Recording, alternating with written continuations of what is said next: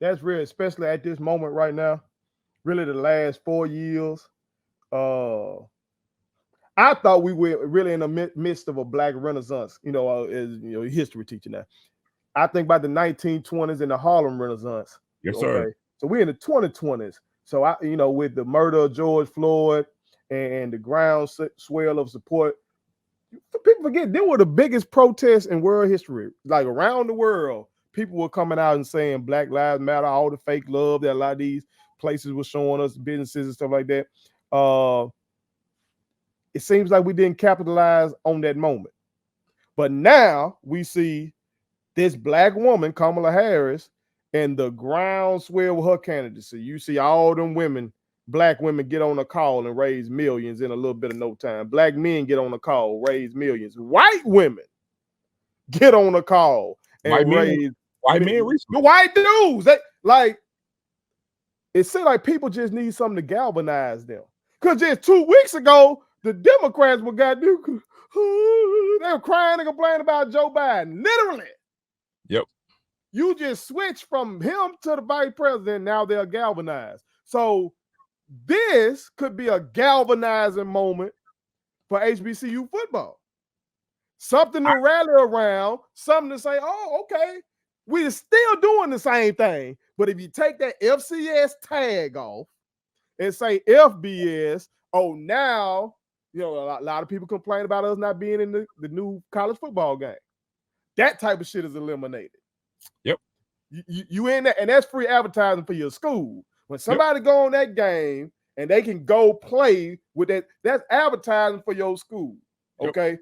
Kids are impressionable. Some kids go to school and they might not play sports. They might just major in finance, but they might come to your school because they like your damn colors on college football 25.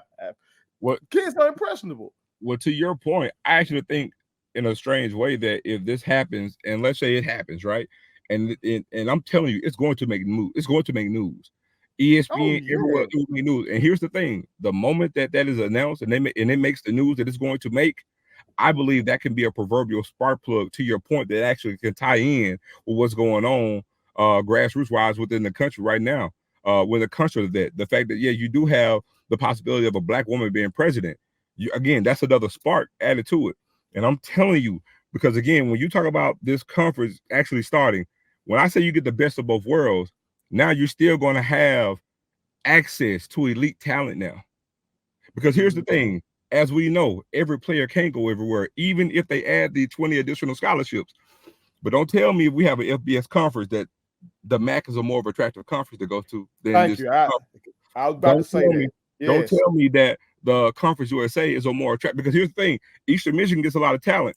There are some teams in the Sun. Now, Sunbelt's a good football conference, but don't tell me Jackson State can't surpass ULM. There are schools, and there's no shot to them. I'm just real. No, that's just real. And I'm just giving the numbers. So don't tell me we still can have access to good talent, and probably as a whole entire conference, we really can have access to the talent. Because let me tell you, being that I'm connected to the program like I am, man, a lot of those players, even at those PWIs, man, they love HBCUs. Let me go and pull the cat out the bag. A lot of those players, they love HBCUs, but it's financial common sense to do what they're doing. But I promise you, if I give an alleyway, because now it's not lesser than, because now you've removed that barrier. We're not FCS. We're the same thing on par with what they are. Because again, everybody can't go there. Even with 105 scholarships, everybody can't go to Alabama. Everybody can't go to the SEC. Everybody can't go to the Big Ten.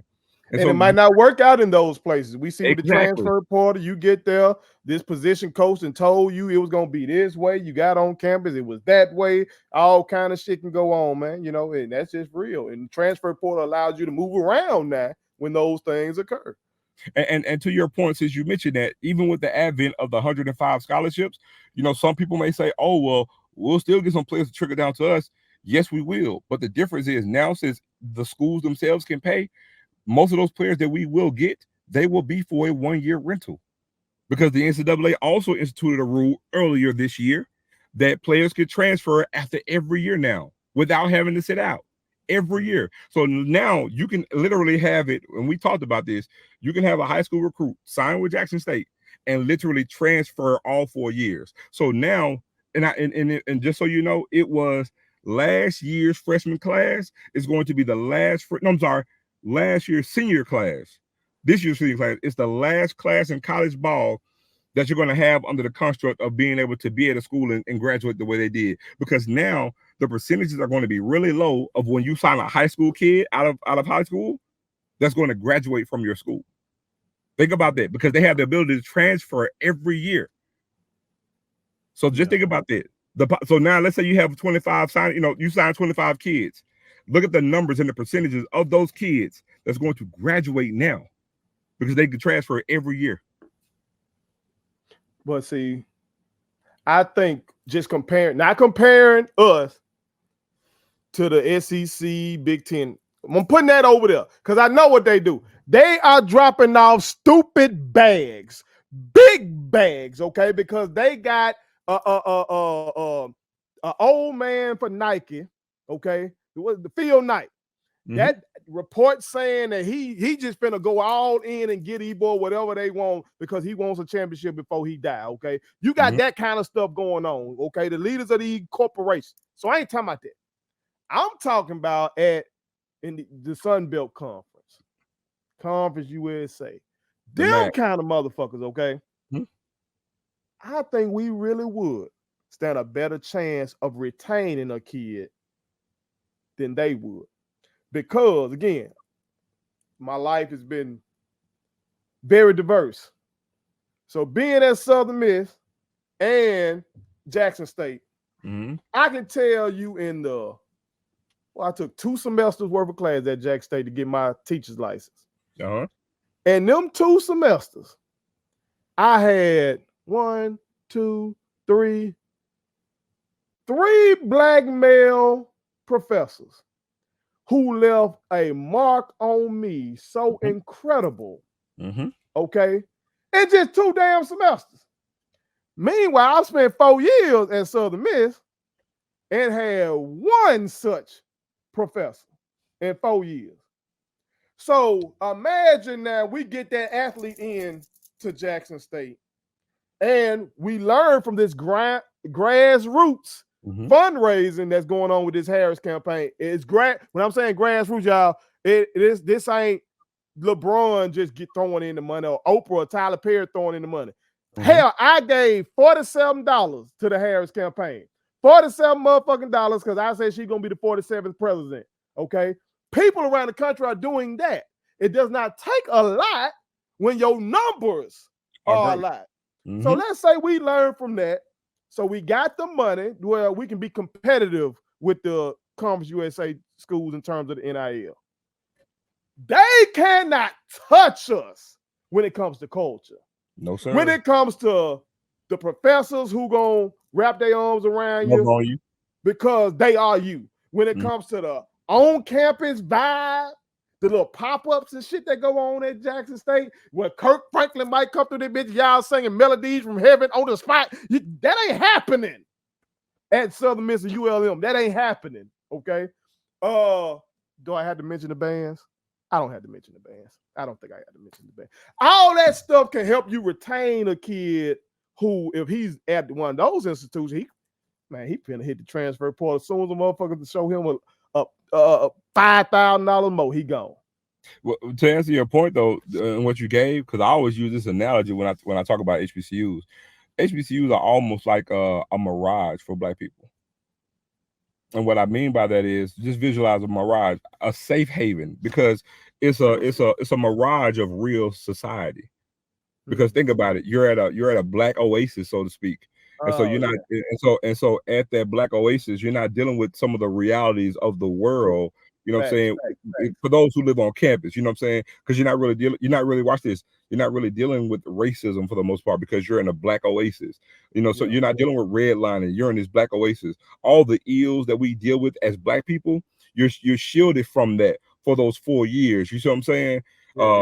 In this mirage or this oasis, nurturing you, making you the best version of yourself to release you out into that jungle where you don't have to deal with those ills that you were shielded from for those 4 years. And so when you're and also to your point, when you are from a part of the country where you don't really when you haven't really gone to a, say a mostly black school, you know what I'm saying? And then you get around that energy, it does suck you in.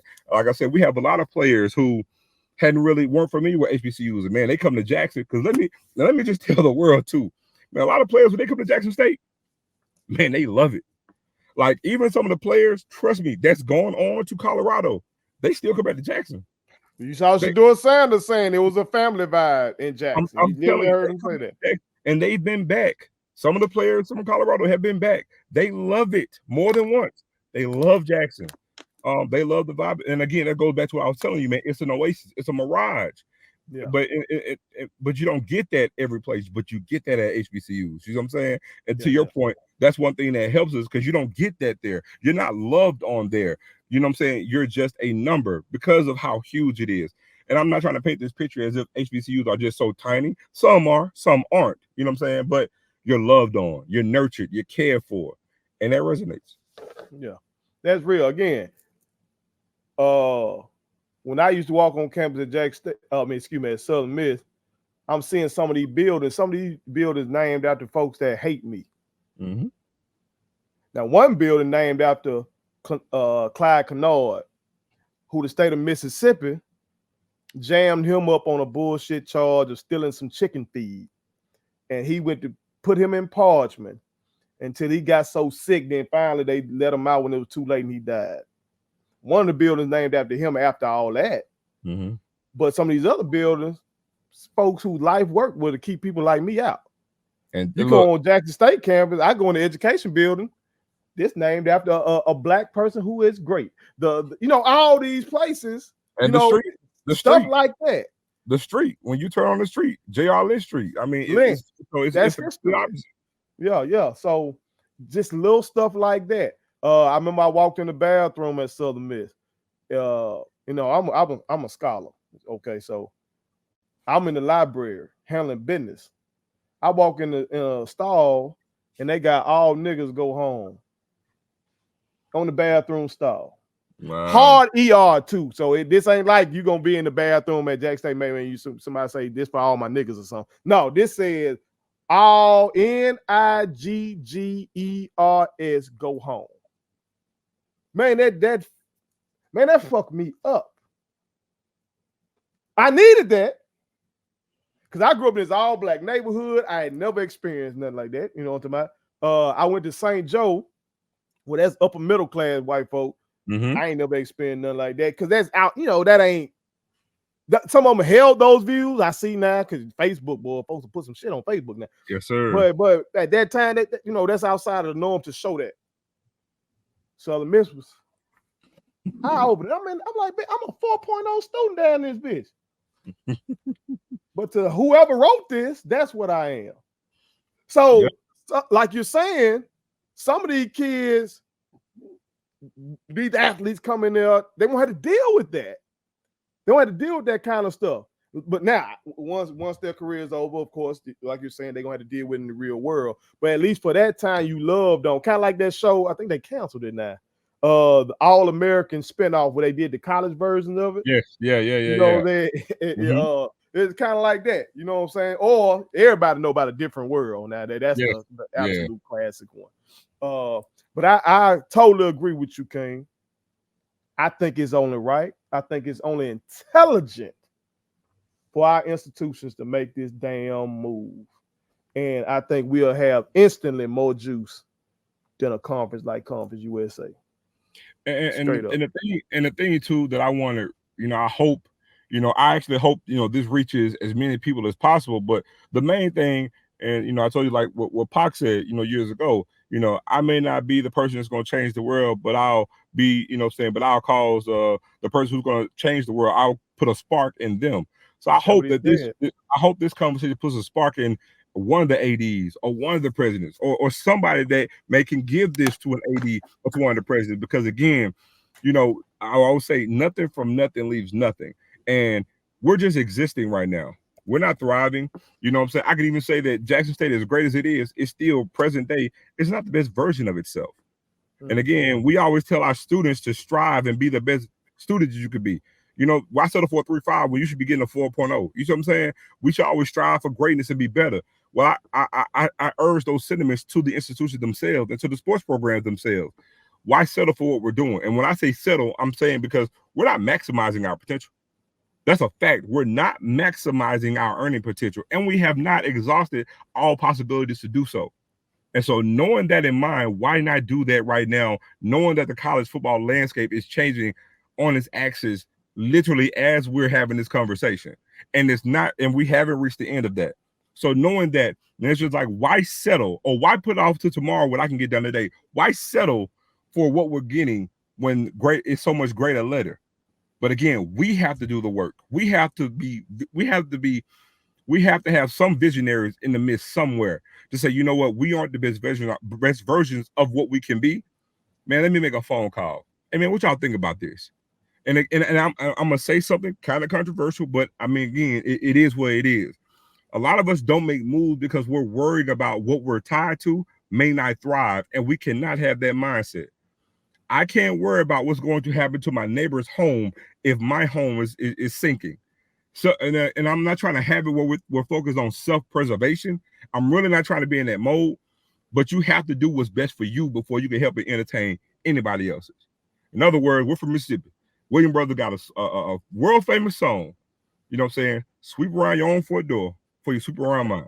So, you know what I'm saying? So again, man, everybody got to do for self. You got to do for self. Right. So you know we can't make a move. We can't make a move or not make a move based on Mississippi Valley and Alcorn. Same thing for Grambling, same thing for Southern, and so forth and so forth. But again, we have gotten stagnant, and this is not my opinion. This is fact, because I can urge anybody. The data's there. It is 2024. We can say from the year 2000, what has tangibly changed in both the MEAC and the SWAC. Even now, with the landscape changing the way that it has, what has visibly changed between both conferences since the year 2000? That's 24 years. The only thing has been the advent of the Celebration Bowl. So from the year 2000, there's no TV network. Well, they have the SWAC Sports Network, but it's just like, you know, we broadcast games on YouTube, but we haven't started a television channel. We haven't even thought about trying to sell our rights, or, you know what I'm saying, our territory rights, you know what I'm saying, to other channels to maximize our dollars. It hasn't happened.